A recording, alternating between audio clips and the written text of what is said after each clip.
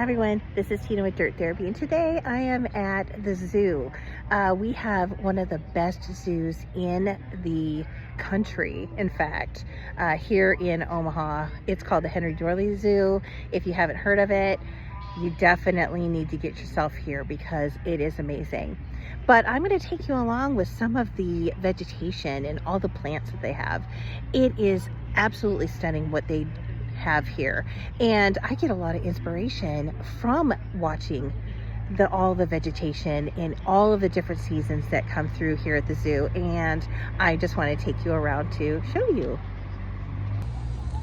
As we're going into the zoo, there is a row of big leaf hydrangeas, and these are absolutely stunning because look at it is mid-November, almost end of November, and they're still blooming, and we've had some frost here. It is truly amazing, and it is flanked with a beautiful birch tree. I love these multi-trunk trees. I love the color, and in the wintertime, they're just stunning. You can see all the leaves are gone, but it's still striking even without its leaves. Now I want to show you this this big leaf hydrangea over here. It is the same variety as the other ones, but I wanted to show you how the color variety happens. So here you see how one is pink and this one is blue. Well, they are naturally pink, but then as you add more soil acidifier to your space or your dirt, you can turn them to a blue color. So it's really pretty. It just really depends on what you like and what color you would like to see. And then they turn into these beautiful burgundy colored leaves during the fall. It's just absolutely beautiful. I really like the grasses that tuck in these lungworts. In fact, I have a few lungworts that are still sitting in the can that I need to get in the ground. But I really love how they like the shade. I'm gonna put them in a shady spot over in the East Garden, but they still look really good. They can handle the cooler temperatures of my zone 5. I don't know the exact, but I will throw that up on the screen to tell you what zone they are. But they really look nice, and it's a great alternative to hostas if you either don't like the way the hostas look or you can't grow them. Hostas tend to look, once they get bitten by first frost or it starts getting cold, they don't look as well. So this is a great alternative.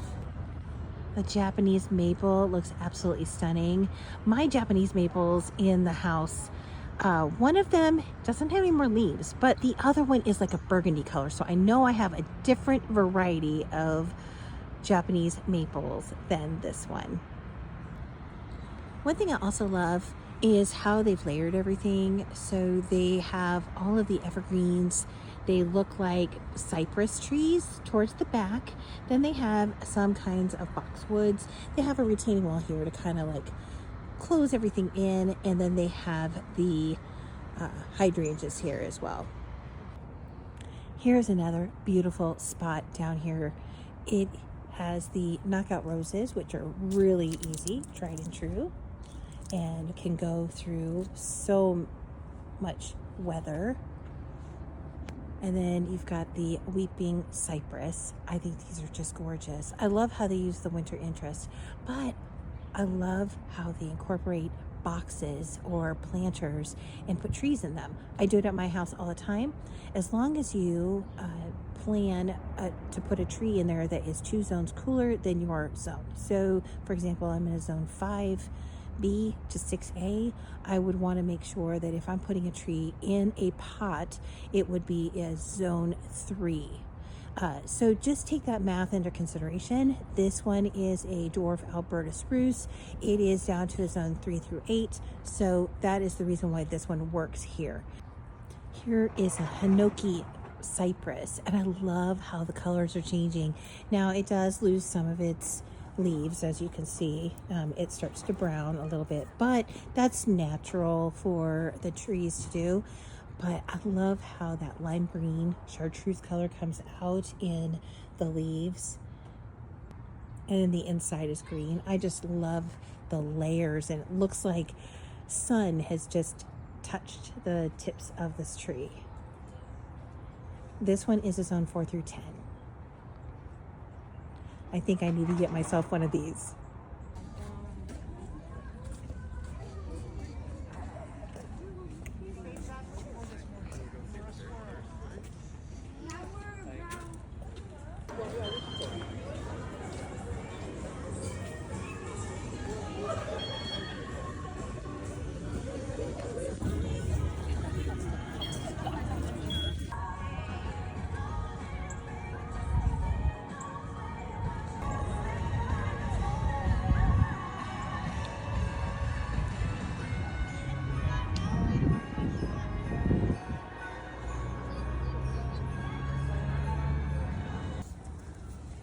They've also decorated so much for Christmas.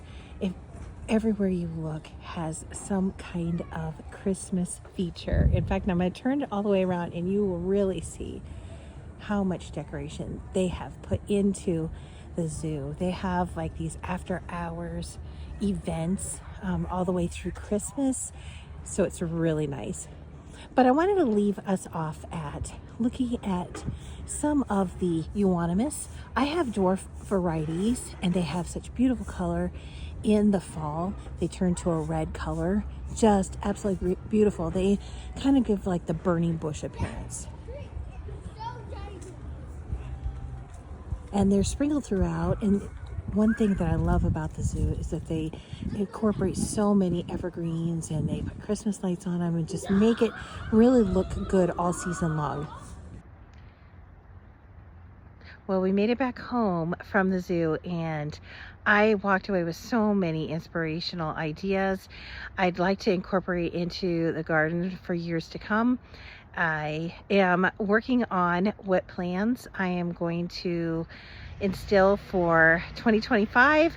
That's the nice thing about winter, is that it will allow you to kind of decide what you want to do, what your budgets are, what you really want to prioritize for the next year. We have so many things that we have going on. Even still, we've got some other things to plant. We just got a tree planted, which is going to be shown on one of the upcoming videos. We just have a lot to do, a lot of cleanup. We are just having a hard time getting out here regularly. I am just so busy. My full-time job is very busy. This is the busiest time of year for I work for a financial and wellness benefit type companies. That is the reason why spring works better for me to go in and clean up my gardens, because fall just doesn't work with my busy schedule. So I am still going to have projects to do with plants.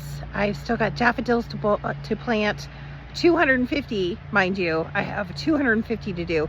And I also haven't been feeling the greatest, so you can hear kind of in my voice that I haven't been doing the greatest lately. So filming is even harder, not to mention we've had a lot of rain.